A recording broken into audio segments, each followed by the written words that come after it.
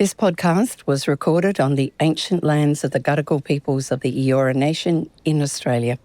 I wish to acknowledge their rich and continuing culture and pay respect to any First Nations people from anywhere in the world who may come to hear this podcast.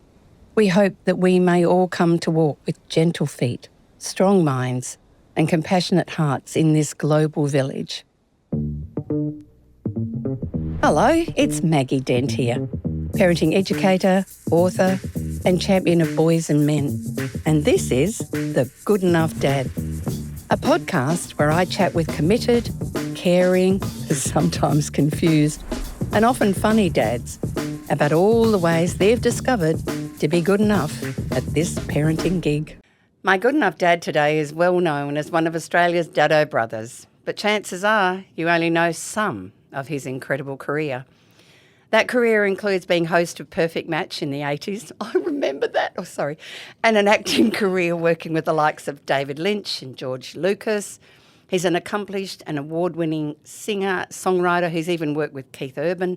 In recent years, Cameron has dedicated much of his work to helping improve men's mental health through his non-profit organisation, My Men's Team.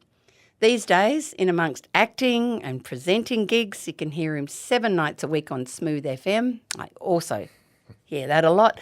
And speaking of Smooth, in October 2024, Cameron published his first book, Keep It Smooth, Life Lessons in Confidence.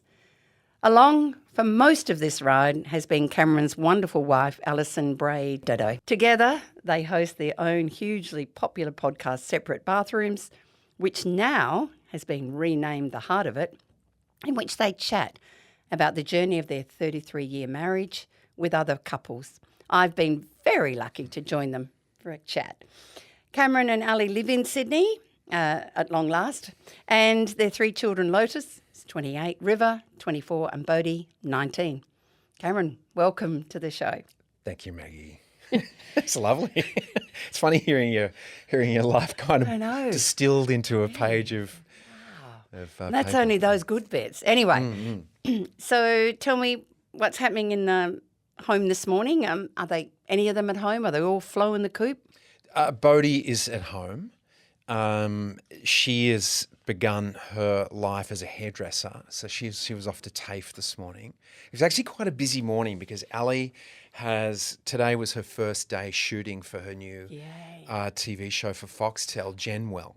And so she was up at 6 or out the door at 6 and excited and nervous and, you know, because this is all kind of new for her. And then Bode's got up and she's gone off to TAFE and then just left me and the dogs at home to watch the rest of the American golf. Clean the mess. It's all good. Well, that's basically empty the dishwasher, feed the dogs, do that stuff, yeah.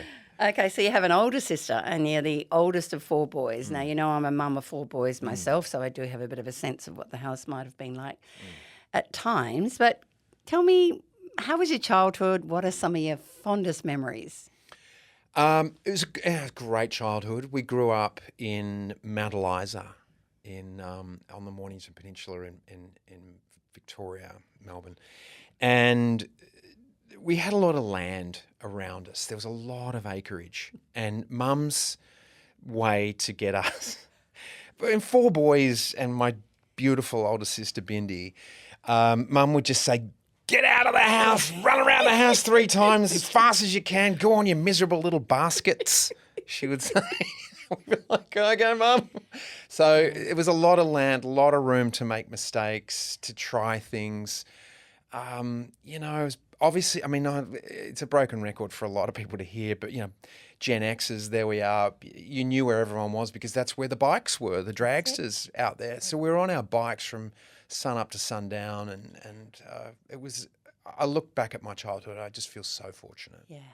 So it's every now and then, as you know, kind of my work around parenting has, you know, expanded. Every now and then, one of my boys will sit down and say, "Mum, how did you do it?" Yeah. 4 boys, and Dad worked 12 hours a day. He was never there, and I went, "Well, you were outside a lot." Yeah.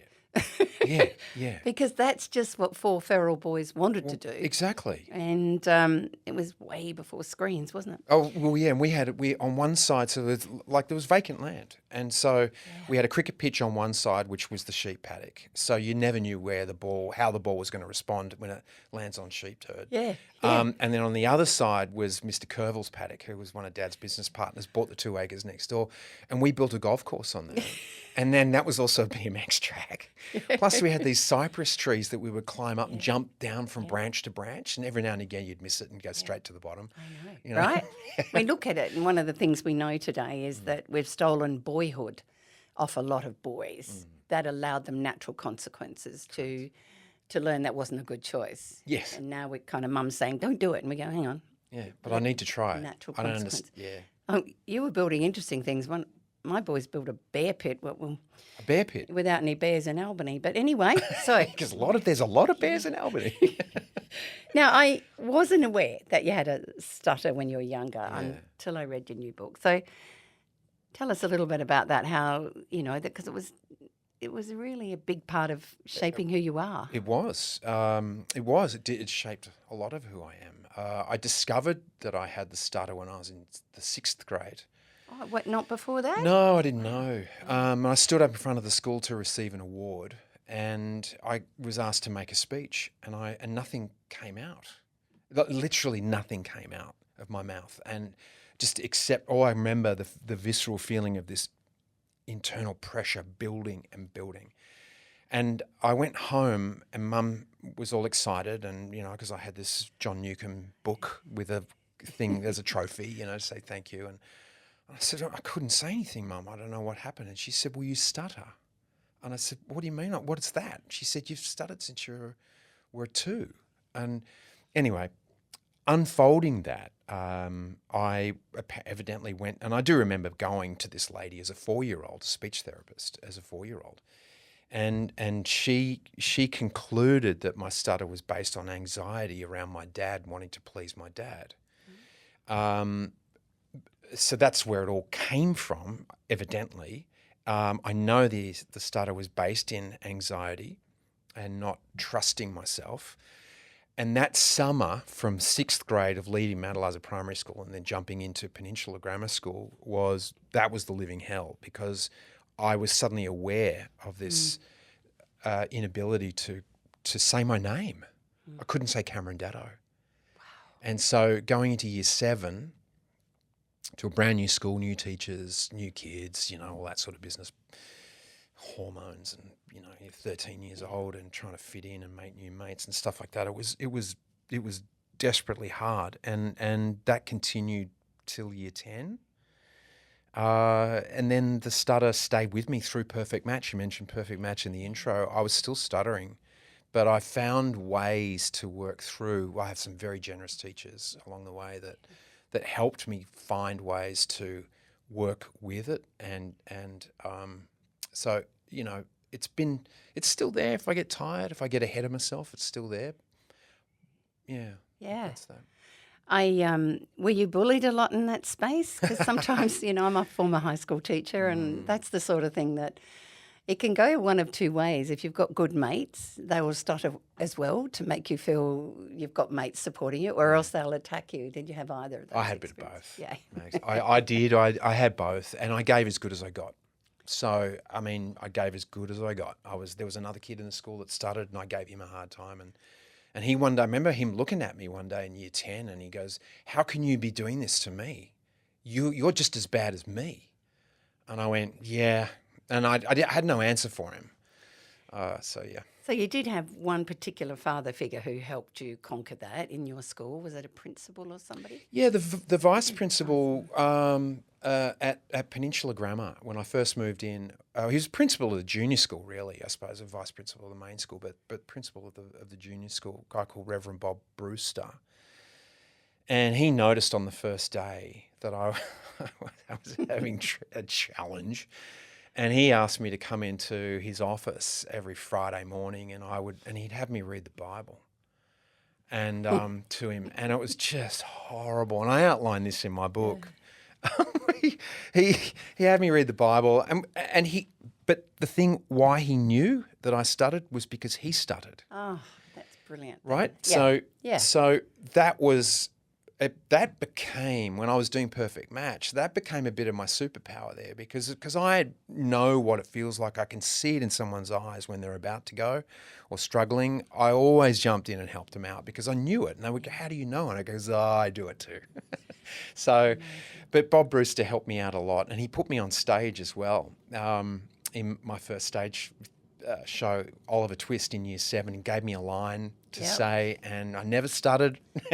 But I also knew when I was doing accents, I didn't stutter. And when I sung, I didn't stutter. So I looked to sing and I looked to do accents as much as I could. Isn't it? And I think what's really lovely in that was that it mattered to him and he stepped forward. And that's one of the most important things of raising boys to be good men is have they got mentors who help them with what their challenges are. Yeah. Rather than just let you flounder around without it. So I agree with that. And then you used another word, mattering, that you matter. And I think it's really important that we know that we matter and that our kids know that they matter. And when that happens, you're going, the feeling of that, it brings your confidence up. So. And that was my sort of philosophy in class with the illiterate boys in my room. I wanted them to know they mattered as much as the brightest kids in my classrooms. Yeah. And they took a while to be convinced. But it does make a difference instead of just focusing on... They probably didn't trust you. That it might have been lip service because they've been living their life is not quite the same as it was in Mrs. Dan's class. That's it. Yeah. And they turn up and we are treated exactly the same with the same respect and the same joy and the same help. And then it's easier for you to make more mistakes in that classroom. The safer it is, the better we learn. So he made a safe space for you in that school environment. He did. As well as gave you some strategies. Yeah. Oh, he definitely gave me strategies, yeah. And then you end up in acting. Like, it's just crazy how you went to the the most complex place to actually take a stutter is TV and then film. So yeah. Well, that was one of my main impetuses into doing Staff Search was to really show myself and, the guys that really did bully me that I could speak. And the best way to do it was we were all watching telly. There was only 3 channels or 4 channels on. Everyone watched it. And I'm going to talk on telly. It took me 84 shots to get it right. I got there. That's it.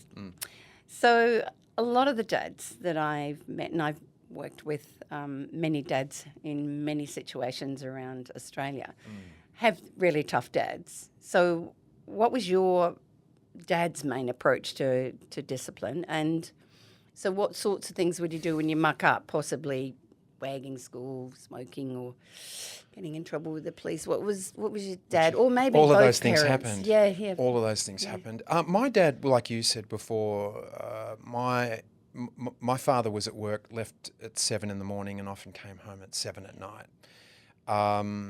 And Dad was very protective of Mum, and so if Mum said something to Dad that one of us boys had messed up, I mean, probably one of the funniest things. Dad had an evil eye. If Dad gives you the stare, or he does the whistle, he'll do it. He'll do a whistle, and you're like, oh, and we all just immediately stopped, and we're like meerkats. Go, Lockie, you go. He's not going to get mad at you. So look, I'm going to say this. Dad did the best he could. Yeah. He was working his ass off to make sure that we had the best education we could. And he had me doing tennis lessons because I wanted to. The boys did cricket lessons. We all played footy. We loved being with him. We wanted him to play with us. Come on, Dad, come and play cricket. And he was up in his office doing taxes and all that sort of business. But he did. He had the evil eye, which you knew that if Dad gave you the stare, there's a bit of fear around it. Yeah. Let me say that. There's one moment which I think probably for him it probably would have been funny, and I don't know what he would have done. He never hit us. There was the threat of that. So one day he had me and Jamie and Andrew and Lockie lying on his bed, Mum and Dad's bed, with our bare bums in the air, and Dad's got the belt in his hand, right? And he's going, okay, someone needs to own up for this. And we got these, I just imagine it from his point of view, these four bare bums, bed go, oh, Dad, yes. So, look, I think he did an amazing job. I don't know what his dad did, but I know that we often parent the way our parents did. And I'm really grateful that I was a bit of a circuit breaker, because there was more information for me as a father than there was for my dad. I remember getting in massive trouble, lying about something and doing something really dumb, and Dad packing me up to go to the Sunnyside Boys' Home. And we packed up, that is what eat your cornflakes. I ate my cornflakes. He goes, come on, we're going, bring your bag. And I remember... Or I'll drop you at the police station. He took me to Sunnyside Boys' Home down in Mornington, and we drove into the parking lot, and he said, so what are we going to do here? And I said, oh, don't drop me off. I'll be good. And he goes, all right, well, no footy for 3 weeks and this and that and all this sort of stuff. Okay. And it worked. It worked. Discipline. It was discipline. Right. And it was like, I don't want to be in that place. Yeah. I never had to do that with, I've got 2 daughters and a son. And the things changed. We were a lot more communicative. Totally. Just the tools that we had available to us. And sometimes mums say to me, how come, I can be going, stop doing that and do that, and Dad walks in and go, oh, and they stop. And you're right, because there's this sort of look or a voice that just doesn't need a lot of words sometimes, but it also means that there is a deep sense of respect at some level as well for that man, which is why, that would be enough, and he didn't really need to. Okay, I want to ask a little bit of a question around, so your dad was working a lot, and, there wasn't as much time for connection, but you were really lucky that you had a pop who might have done some more of the fun stuff. So that's another father figure that shapes the way we make decisions about. Yeah, I was really fortunate. Mum's dad, Pop Cornell, was very much a mentor in terms of sports for us. Like, he really fostered our golf game. Golf was the family game, so there's a lot of time spent out on the golf course. Pop also drove me to my tennis tournaments in the city. So when the Victorian schoolboys were on and things like that, I always stayed up at Pop's place. My mates would come and stay at at their place. Pop's wife is Gonnie. Why Gonnie? Because my sister named her. Because where's she gone? Yeah. Where's she gone? And it was like Gonnie was that. It was just beautiful. So Gon and Pop really supported us in that. And Pop, had an old, what was it? A Wolseley or one of those kind of old cars. It was a modern. It had a push-button start. He'd hit the key and we'd all go, wait for the red light, there's the green light, who's pushing the button? Okay, Andrew, you push the red button, off the car would go. So it was a really interactive, fun time with Pop, and he was very much involved in our development in terms of, sports and things like that. Yeah. Okay, so you and Ali moved to the States pretty early on, and you became a dad in 1996 when Ali had Lotus. And then 4 days later, you were off to Canada for work. Correct. A life of an actor, hey? Yeah, so how did that feel for you, and then how did it play out for Ali as well? It didn't feel right for me, having to leave. The nature of Hollywood, they were asking us to induce, and... It was like, that was the most insane thing we'd ever heard of. It's like, no, we're not induce. You can, but that was like, just induce the baby and then we can get started on time. Anyway, didn't have to happen that way. It was never going to happen that way, but we were just, and Lotus came in her time. And so we got 4 days to nest at home, and then I flew to Toronto, across the other side of the country. And it was very difficult, and there was a lot of discussion around it. It wasn't like, okay, Cameron, you're just going to nick off now. It was like, well, let's look at, I knew what was going to be expected of me in terms of the job, and they were 14-hour shooting days. And so I would have to be learning lines at night time. There's a newborn in the house. Ali was also away from her support group. So it was very much a conscious decision at the time. I still wrestle with it now. I think they should have been with me. You know, in hindsight, I would love it if they did, because we had a 3-week rule and I would fly back every 3 weeks, even if it was for less than 12 hours, just to be with Lolo. And that went on for a better part of 2 years. Yeah. And yeah, it was tough. So you and Ali lost pretty much everything after the global financial crisis, and understandably, it became a pretty low point in your fathering journey. Yeah. Can you share a bit about that? Oh, it was a huge amount of pressure. As you can imagine, I mean, you know, the financials are one thing, but also the idea or the expectations around being a dad and what you're supposed to do. The provider. Correct. Yeah. And the protector, so, the provider. yeah. It's biological, so it's not just, it's big. Yeah. And that wasn't happening. Yeah. And so it was like whatever it took, whatever it was going to take for us to get through. So we luckily, you know, through the 90s, I'd had a really good career in the States, and we had our home and all that sort of business. So that was all there. And then suddenly when the GFC happened and our house became worth less than we owed, and, you know, we were completely upside down in it. And then work just stopped. The digital revolution had begun. Films were being made for cents on the dollar. I was being paid $100 a day. I was working with David Lynch. I was working with all these great people, but for $100 a day. And so that just wasn't going to cut the mustard in terms of, you know, paying the mortgage and paying for food. And so whereas we'd been the family that our friends had come to for assistance, and we'd been the ones standing at the door with grocery bags and things for them, suddenly the shoe was on the other foot. So to be able to accept that was a challenge for me. Because I was in beat up mode, going, what happened, you know? And I became really irritable and short and worried about things. And so, you know, the kids got a lot of that. And so there was a time where I moved out of the house to sort myself out.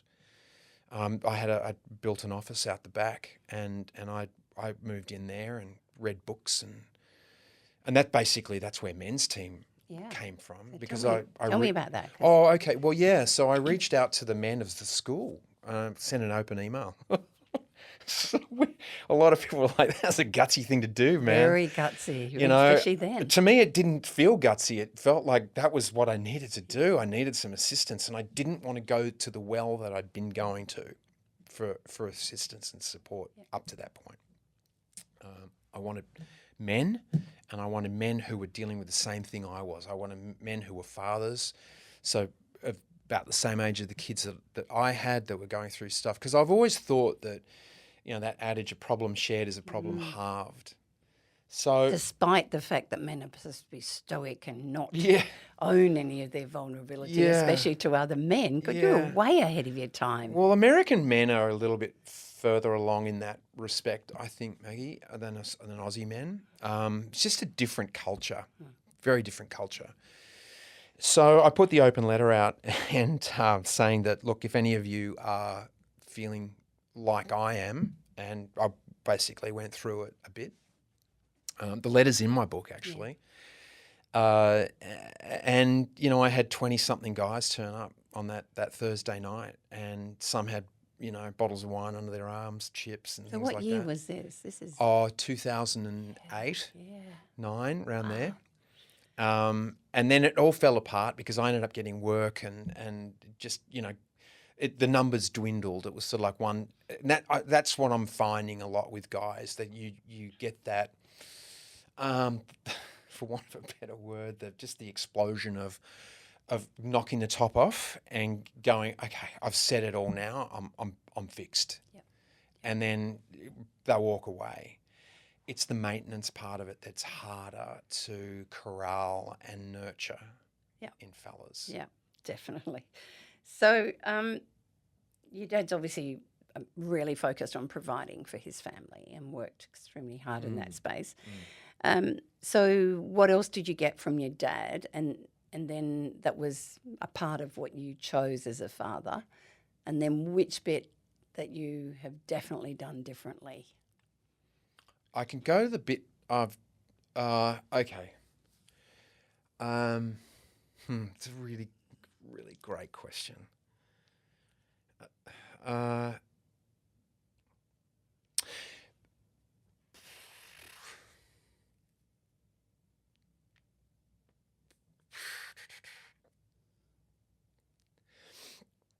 get emotional.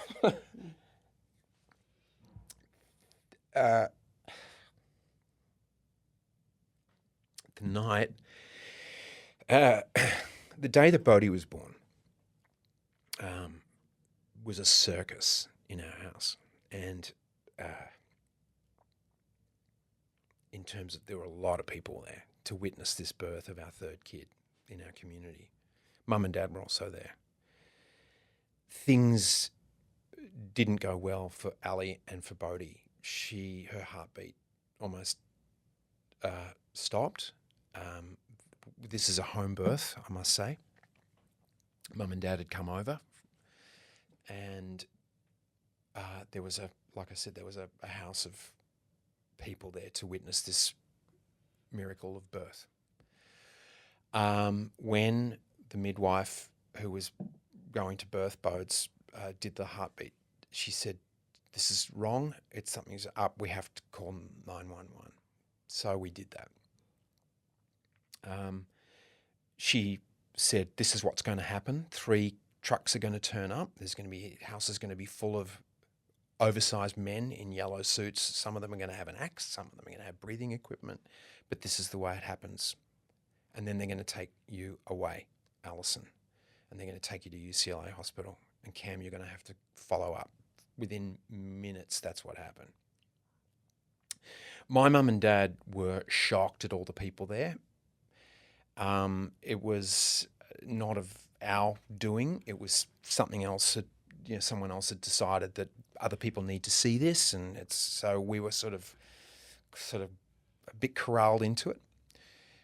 Dad's words to me. It's tough. And this will answer your question. As I left, he said, "I've got your kids." And he said, "Look after your family."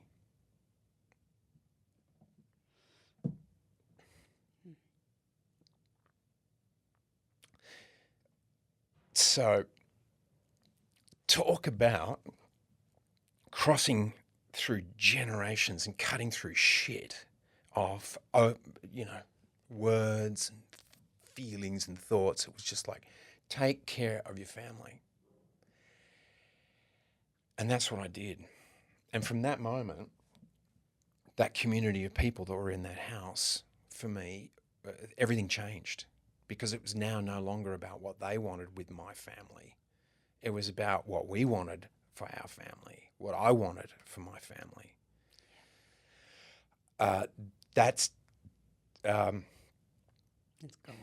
my dad's thing. Yeah. Take care of your family. And he hasn't wavered. And my father's 86 now. And he's still that way. Take care of your family. Such a golden gift, such simple words, but it's sometimes what we might need to be reminded of. Yeah. And I thought that I did. Yeah. I always thought that I was, and I felt like I was. But to have it in that moment, it set me on a path that I haven't veered from. No.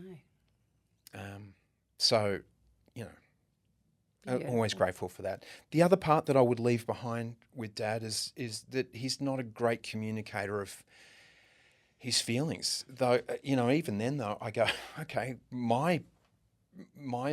if I could change one thing, and I often say it with my kids now. I go, okay, Dad, too many words. I use too many words. So it's just cut the, just distill. Big one is, do they know that you love them? Do my kids know? Yeah. I believe that they do. Yeah. Like I said before, I haven't been so great at this because there've been moments like through the GFC and when I've been knowing that, okay, if you want to stay at that school, I have to get this job. I have to learn these lines. I can't, I just can't play with you right now. I've got to do my work, sort of thing. I always wanted them to know that they mattered to me. Yeah. No matter what. No matter what, they mattered. They mattered, and yeah, my son. Because I tell him I love him all the time. Yeah, I know, Dad. Dad. That's beautiful. I do. I think it's important. I don't think you can tell people you love them enough. No, especially when that wasn't your experience, was it? Yeah, it's that the love word in our house. It's it's not. And I find this interesting, Maggie. You tell me. When someone says "love you," I always miss the I. When someone says "I love you," it goes straight to the heart. Yeah. The "love you" sometimes feels like a push off. It feels like a fend off. Yeah. And so I always, I think the genuine love has connection. It does, and you feel that. Different. You feel it. There's, yeah, we know that. Yeah. Okay, so I'm going to ask a big question here. So, what was and possibly still is your biggest fear about raising your kids in today's world? What's your biggest worry or fear? Things that aren't in their control. We're watching incredible things unfold from the United States since January. I'm so confused by. I know they're a smart. We lived there for 25 years. We are friends with some incredibly intelligent, smart, funny, insightful, good humans. Good humans, and how what happens over there happens. And I'm not just talking about the politics. I'm talking about gun control. I'm talking about all sorts of different ways that how things go over there. And the bit that worries me is I heard many, many years ago, Australia's like 20 years behind America. It's about 20 years behind America. It's always been 20 years behind America. I don't want Australia to be 20 years behind America. I want Australia to be Australia. We are so fortunate in this country to be insulated by the oceans that we are. And yes, we are the land of, I think D.H. Lawrence called us the land of sleeping people. And that's not such a bad thing sometimes, though we need to continue to take action. So on how to be proactive, not wait for things to happen. My fear is, though, there is these external threats, environment, obviously, megalomaniacs given power and doing things because it works well for them. It's transactional, and that to me is scary. Though I don't know. All we can do is take care of this moment right here, right now, and be as kind as we possibly can. Absolutely. Anyway, you didn't ask me that one. All good. So now we all muck up as parents. Yeah. Yep. And so I want you to be brave and share with a parenting fail that you can recall that you regret. Oh, well. Just drag one out. There's been a lot of them. There's one notorious one in our house. It's called plastic plates. Tell me about plastic plates. I'd ask the kids. They had every house we had in the States, I built monkey bars. So they became highly proficient on monkey bars, calluses on their hands. But they insisted on taking the ceramic plates out to the monkey bars and eating their lunch on top of the monkey bars, right?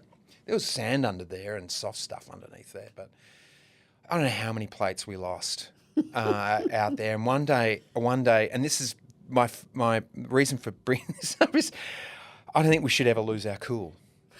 Right? Yeah. And I completely lost my perfect cool world. because, just don't lose your cool. Walk away, count, breathe, something. Don't lose your cool. And I did. And I came out and all the plates were broken. And they were the last of our small plates, not the big dinner plates, but the last of our lunch plates. And I'm going to go, plastic plates, get the plastic plates. And so it just became a thing. Plastic plates, Dad and his plastic plates. I love it. Yeah. Now, I'm going to throw another one at you because apparently you had a game called Catch the Bug. I catch that bug, yeah. Yeah. Can you tell that little story? Because Yeah. I think that's one that would be scarred for any dad on earth. Yeah. Well, I mean, I loved, as I said, the monkey bars were there and the kids, River loved climbing trees. So we had this beautiful Spanish pine tree in the back of one of our houses that we owned. And anyway, an arborist came over and he did some trimming up there and he was up there with his ropes and carabiners and harnesses and things like that. I'm like, this is the coolest thing ever. Yeah. I got to get this. So I spoke to him for about half an hour after he was done. I said, where do I get this stuff? What do I need? Because I want to put the ropes up there and I want to pull the kids up. So much fun. Yeah. So I get him a harness. So the guy decked me out with all the stuff to get, and I went up to the mountaineering store and got it all, set it all up, ropes and pulleys, did the whole thing in the backyard. So I put the kids in a, I could only do one at a time, put the kids in a harness, and one day River's in the harness, and we would play this game called Catch That Bug, and they'd go running like to the end of the grass, and as they get to the end of the grass, I'd yank the rope up, and they'd go and come flying backwards, and whee, it was the best thing ever. So the harness was tied at the back, and there was a pulley at the back of the harness, and Riv and we weren't wearing helmets. I clearly wasn't wearing a helmet. I was pulling it, but the kids weren't wearing a helmet, and we're just pulling the thing up. Well, River had longish hair, and the pulley, his hair got stuck in the pulley as I pulled him up. And I pulled him up, and he's just done this little yelp, like this, and cried, and I'm like, what happened? What happened? Anyway, I let him go, put him on the ground, and I've gone and looked at the pulley. It's full of hair, just jammed with hair. And he's there, and he wasn't crying anymore. I was like, oh, you okay? And he goes, yeah, and he's rubbing his head. And I said, just show me the back of your head. And I pulled the hair apart. There's a landing strip about 1.5 inches wide and about 3 inches long of just naked scalp and blood. And it's just scalped him. And I thought, oh, God, Alison's going to kill me. Yeah. So anyway, no worries. So he's fine. 6 months later, there's still no growth on the back of his head. Wow. It's still bald as a baby's bum, And then luckily about 12 months later it started to sprout again, and he's got a beautiful full head of hair now, and he can do whatever haircut he wants. So that was Catch That Bug, and after that day everyone wore a helmet. That's it. We know how to make a better decision next time. Exactly. So now you can go to the other side of the continuum and go, give me a dad brag, one of your biggest and best parenting moments you feel that makes you feel really good. Oh, wow. I might have to. What would be a dad brag? I think a dad. Watching Bodhi perform on her guitar these days at the moment, like she's taught herself how to play guitar, and she could always sing, and my door was always open for her to come and play with me. So I guess that's probably the brag, that she felt comfortable enough to go, Dad, I'll play with you. Because I'd say, do you pick up your recorder? Just do that. What are you doing there? And I'd find the key that she was in on her flute, and we'd play together. And I said, then we'd videotape it, and we'd have so much fun doing this sort of stuff. And now she's playing live gigs. She's only really been playing for, I don't know, a year. Wow. And she's just singing and doing incredible stuff. And I suppose all it is she's not so much following him in Dad's musical footsteps, but she's having a go. And that's where she saw me having a go. And I think that's maybe something there. I think there's something else. She obviously has developed a love of music from somebody who's modelled it. Yeah. A love of it. Yeah. A deep and profound love, right? And I think that's an incredible gift to give any child. Yeah. Well, they were all, sat on top of the piano and when they were little babies and had their blankets up there, and I would play the piano, and the dogs have always come around my feet when I play, and it's just that lovely vibe. Music is such a beautiful vibration. Oh. And so to have them playing, Lotus is the same. She plays. Riv loves his music and has a beautiful baritone, but he's just not. I think Riv saw the other side of the industry where work and money sometimes, it comes and goes in waves. So he's like, I just want to make money. Yeah. I want to ask a tricky question, and that is, you're only allowed to choose one thing. If there's one thing that you want your kids to have learnt from you because you are their dad, what is that one thing? The one thing is whatever it is you're doing, do it to the very best of your ability. Don't go half-assed. Just do the best you can, and not to worry about what anybody else is doing. Like, you don't have to compete with anybody else, even if you are competing with someone else. Just focus on what you're doing and be the best you can be, because then at the end of the day you can sleep well. Yeah. Okay, so if we could wind the clock back to before you became a dad, when you were all the way over there, if you could give yourself some pre-dad advice about being a dad, what would that advice be? The first thing that comes to mind is slow down. Slow down. You don't need to answer straight away, and consider what is being asked of you, and take, if your intention is you want the best for your children and what's going to impact them in the best possible way, you can take that time to consider. So for me, it's really slow down and don't lose your shit. Don't blow your top. Yep. Don't lose your shit. It's such an important message, isn't it? It really is. Really is. It really is. Because they see that and they just go, in too many words, just distill your words. Yeah. Slow down. Yeah. Slow down. Everything happens in the way it's meant to happen. Cameron, at what point did you realise that you might have to change the way you're being a dad as your kids stepped onto the bridge to adulthood? That's called letting go. That's letting go and knowing that this is part of parenting. So when Lotus was flipped into that time, she was 13, 14, 15, and I realised that her brain was now no longer working the same as it was. She didn't need me in the same way. Yep. River was 4 years younger than Lolo, and then Bodhi was a little girl at that point. Yep. So I think Bodhi's got the best of it because I put 2 through into teenagerhood. You've practiced on 2 others. Yeah. And to me, it's really just trust that what you've put into play early has made a mark. And then I think they just need to know that you are there for them. And again, you're like a hand at their back. You're not telling them what to do. You're just there. Your hand's right there, and they know that they can lean on you. Because I think there's a quiet period, especially for boys. And you know this. Yeah, sure with do. the grunting stage, and they just grunt, And someone said to me, well, we were doing a play. We were doing the sum. Not that wasn't it. It's the I can't remember the title of the play now. It doesn't matter. But I was doing a play in Los Angeles, and we were covering different age groups. So we were playing young men, and the director was taking us through.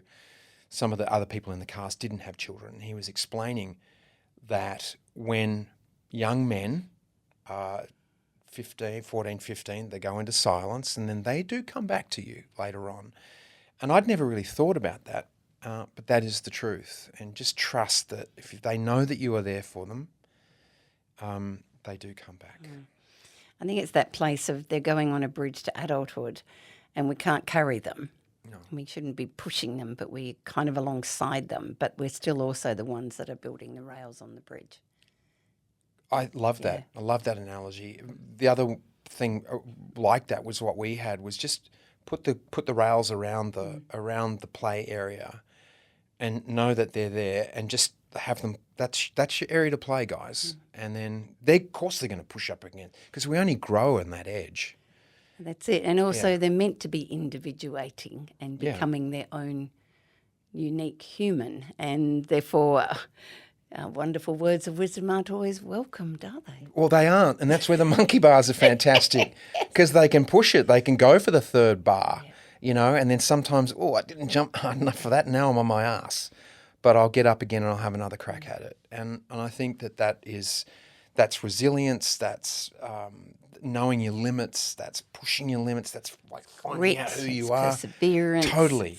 It's got inner locus of control. I'm doing this because I want to do it, not for a sticker, not for a trophy, and not for or a scout badge. Or a scout badge. Cameron, thank you so much for chatting with me today. Thanks for having me, Maggie. I love it. Actor, presenter, musician, announcer, podcast host, and heartthrob, Cameron Daddo. He had some fantastic things to share in that chat, which I think we should add to our good enough dad checklist. Firstly, a really beautiful message is don't be reluctant to reach out for support when everything gets really hard, especially from other dads. Secondly, letting go is actually an important part of parenting. Gradually, as they go over that bridge to adulthood, you got to let them go because they do come back. Thirdly, slow down. Oh, the gold in that term, slow down. The gift of presence and the gift of connection. It's much better when we just slow the heck down. And don't lose your shit. I'm Maggie Dent and this is The Good Enough Dad. Please subscribe and rate this podcast. Say it's awesome because it means more people will find it.